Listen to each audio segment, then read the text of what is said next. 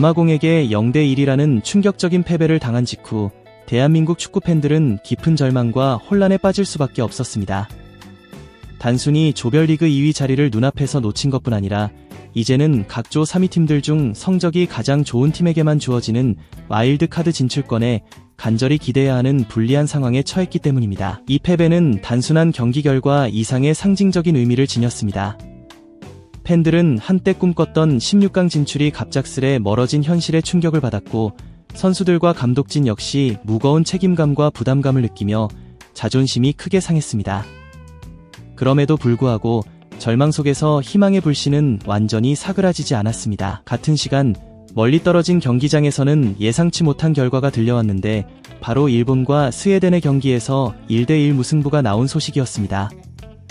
이 결과는 대한민국에게 다시 한 줄기 희망을 선사하며 이번 대회 판도에도 적잖은 영향을 미쳤습니다. 일본과 스웨덴의 무승부는 한국이 와일드카드 경쟁에서 유리한 위치를 점하는데 긍정적 변수로 작용한 것입니다. 일본은 모리야스 하지메 감독의 지휘 아래 경기 초반부터 공격적으로 나섰습니다. 일본은 먼저 균형을 깨는 득점을 기록하며 분위기를 잡았지만 그 리드는 단 7분 만에 스웨덴의 빠른 반격에 무너졌습니다. 스웨덴의 앤서니 엘랑가는 오른쪽 측면에서 공을 잡았을 때 상대가 크로스를 기대하는 순간 과감히 중앙으로 돌파하는 선택을 하며 상대 수비진을 흔들었습니다. 이어진 낮고 강력한 슈팅은 일본 골키퍼 스즈키 자이오의 시야를 가려 거에 반응하지 못하게 했고, 결국 골망을 흔들어 일본 팬들에게 큰 충격을 안겼습니다. 이 장면은 단순한 득점을 넘어 스웨덴의 전술적 대처력과 선수 개인의 창의적 판단이 빛난 순간으로 기록되었습니다. 한편 미국 캔자스시티에서는 네덜란드가 바네케의 골을 앞세워 티니지를 3대1로 꺾으며 조별리그에서 우위를 점했습니다. 네덜란드는 2대0 리드 상황에서 일본이 조 2위를 차지하려면 최소 3골 이상을 더 넣어야 하는 불리한 상황에 놓였지만, 스웨덴과의 무승부 덕분에 조별리그 순위에서 유리한 위치를 확보하는 데 성공했습니다. 이는 일본뿐 아니라 대회 전반적인 판도에도 적지 않은 영향을 끼쳤으며 조별리그의 치열함과 예측 불가능성을 다시 한번 보여준 사례였습니다. 반면 대한민국 대표팀은 홍명보 감독 체제에서 가장 아쉬운 경기 중 하나를 치렀습니다. 조별리그 2경기에서 승점 3점을 확보한 상태였던 한국은 마지막 경기에서 남아공과 무승부만 거둬도 조 2위로 16강 진출이 확정되는 상황이었기에 이날 결과는 매우 중요한 의미를 지녔습니다. 그러나 홍명보 감독은 변화를 시도하며 과감한 선발 명단을 구성했습니다. 주장 손흥민과 이재성을 벤치에 앉히고 황희찬과 오연규를 선발로 내세운 결정은 신선함과 동시에 의문을 불러일으켰습니다. 특히 손흥민의 부재는 공격의 중심을 흔드는 결과를 낳았고, 이는 경기 내내 한국 공격의 활력 저하로 이어졌습니다. 이강인은 공격의 중심에서 활발한 움직임을 보이며 팀을 이끌었습니다. 경기 초반부터 한국은 몇 차례 득점 기회를 만들었는데, 이강인의 코너킥을 김민재가 강력한 헤더로 연결했으나 상대 수비수 오브이 모디바가 골라인 바로 앞에서 극적으로 걷어내며 위기를 넘겼습니다. 이어진 장면에서는 이강인의 왼발 슈팅이 골대를 스치며 팬들의 아쉬움을 자아냈습니다. 이강인의 뛰어난 개인기와 창의적 패스는 경기 내내 빛났지만 팀 전체 공격 전개는 남아공의 견고한 수비벽과 전략적 압박에 막혀 원활하지 못했습니다. 한국은 경기 내내 무려 69%의 점유율과 거의 700회의 패스를 기록하며 경기를 주도했으나 역설적으로 슈팅 기회는 단 7차례에 불과했습니다. 이는 남아공의 조직적이고 치밀한 수비 전술이 한국의 공격을 효과적으로 봉쇄했기 때문입니다. 반면 남아공은 빠른 역습과 날카로운 스피드로 한국 수비 라인을 꾸준히 흔들며 위협적인 모습을 보였습니다. 특히 남아공에서 가장 위협적인 선수는 타펠로 마세코였습니다. 그의 폭발적인 스피드는 한국 수비진을 끊임없이 압박했고, 전반 30분에는 마세코가 컷백을 해주고 은파타가 중거리 슈팅을 시도하며 결정적인 위협을 가했습니다. 김승규 골키퍼는 몸을 던져 가까스로 막아냈지만 이 장면은 한국 수비진의 불안함을 여실히 드러내는 순간이었습니다. 결국 승부를 가른 결정적 장면은 후반 18분, 경기 시간 63분에 나왔습니다. 이고 브로스 감독이 최세판 모레미를 교체 투입한 것이 적중했습니다. 모레미는 투입 직후 왼쪽 측면을 강하게 돌파하며 정확한 크로스를 올렸고, 쇄도하던 마세코가 왼발 논스톱 슈팅으로 골문 구석에 공을 꽂으며 결승골을 만들어냈습니다. 이 순간 몬테레이 경기장은 순식간에 폭발적인 환희로 가득 찼고 남아공 선수들과 스태프들은 마세코에게 달려가 뜨겁게 기쁨을 나누었습니다. 벤치에서는 모두 뛰쳐나와 환호했고 74세의 위고 브로스 감독은 터치라인을 따라 달려가 두 팔을 번쩍 들어올리며 감격을 감추지 못했습니다. 반면 한국 선수들은 그라운드에 주저앉아 깊은 실망감에 빠졌고 붉은 악마 응원석은 침묵 속에 깊이 잠겼습니다. 이 경기 승리로 남아공은 월드컵 4번째 도전만에 처음으로 조별리그를 통과하는 감격을 누렸으며 조 A 2위로 16강에서 캐나다와 맞붙게 되는 쾌거를 이뤘습니다. 대한민국은 0대1 패배로 승점 3점과 골득실 플러스 1을 기록하며 조 3위로 밀려났지만 아직 희망의 끈을 놓을 수 없는 상황입니다. 남은 것은 각 조 3위 팀들 간의 와일드카드 진출권 경쟁이며 현재 스코틀랜드도 승점 3점이지만 골득실 -3으로 한국보다 불리한 상황이어서 한국은 여전히 유리한 고지를 점하고 있습니다. 이러한 상황에서 일본과 스웨덴의 1대1 무승부는 대한민국 팬들에게 매우 긍정적인 결과로 받아들여지고 있습니다.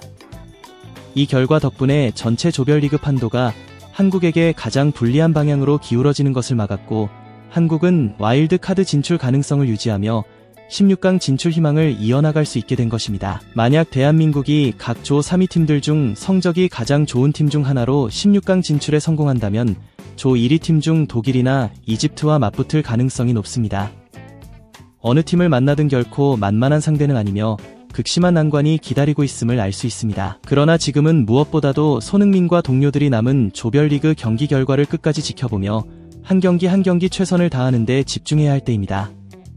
한편 A조의 또 다른 경기에서는 멕시코가 체코를 3대0으로 완파하며 조별리그를 전승으로 마무리했습니다.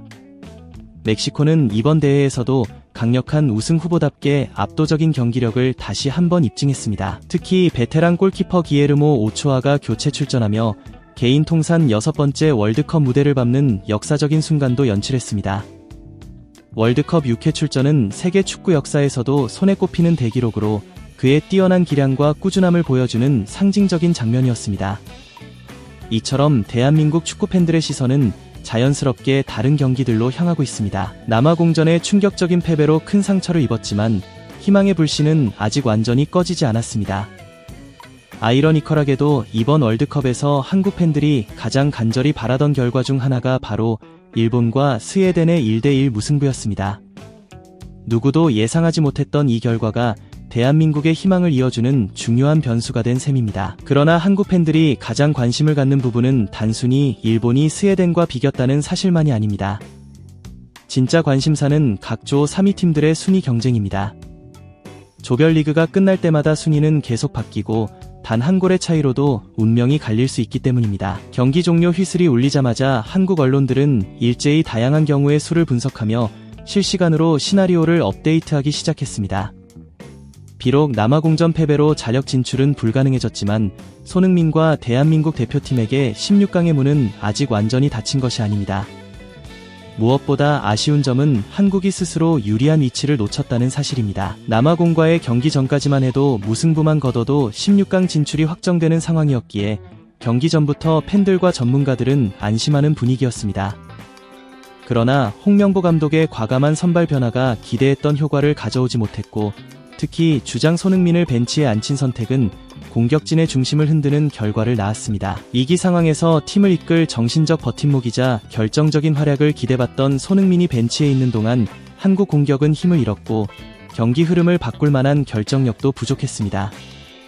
그럼에도 이강인은 한국에서 가장 빛난 선수였습니다. 창의적인 패스, 뛰어난 개인 기술, 그리고 세트피스에서 보여준 날카로운 킥까지 거의 모든 공격 장면이 이강인의 발끝에서 시작되었지만 혼자 힘으로는 남아공의 견고한 수비벽을 무너뜨리기에는 역부족이었습니다. 이강인이 공을 잡을 때마다 남아공 선수 2~3명이 달라붙어 견제했고 한국의 공격 전개는 번번이 끊기고 말았습니다. 답답한 공격과는 달리 수비 역시 불안했습니다. 남아공은 볼 점유율이 낮았음에도 역습 하나하나가 치명적이었고 날카로운 스피드와 간결한 패스로 한국 수비진을 계속 흔들었습니다.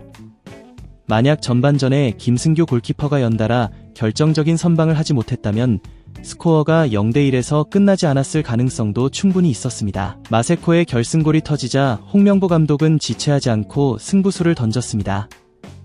즉시 손흥민을 투입하며 공격에 활력을 불어넣으려 했지만 남은 시간은 너무 짧았습니다.